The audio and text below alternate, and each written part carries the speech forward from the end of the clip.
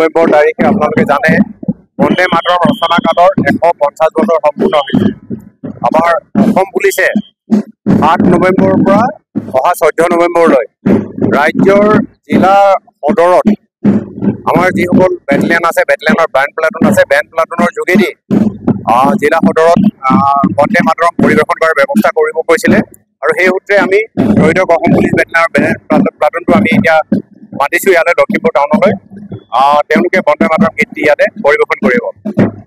বন্দে মাতৰম গীতটি জানে আপোনালোকে সেই স্বাধীনতা সংগ্ৰামত সকলোকে জাতীয় প্ৰেমৰ উদ্বুদ্ধ কৰি স্বাধীনতা সংগ্ৰামত যোগ দিয়াৰ বাবে অনুপ্ৰেৰণা যোগাইছিল।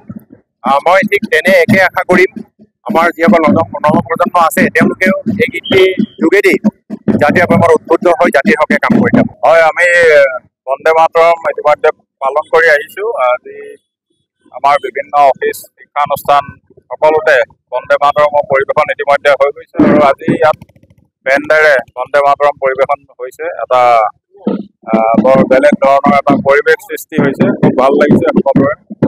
হয়তো লখিমপুৰত এইটো প্ৰথম এটা অভিজ্ঞতা ৰাইজে পাইছে।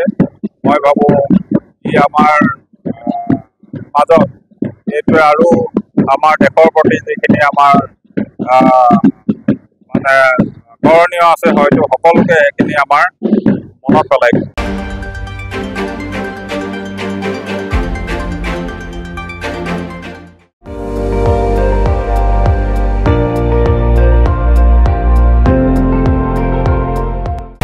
আপুনি চাই আছে ND24, সৰ্বশ্ৰেষ্ঠ নহয় সৰ্বোত্তমৰ দৌৰ।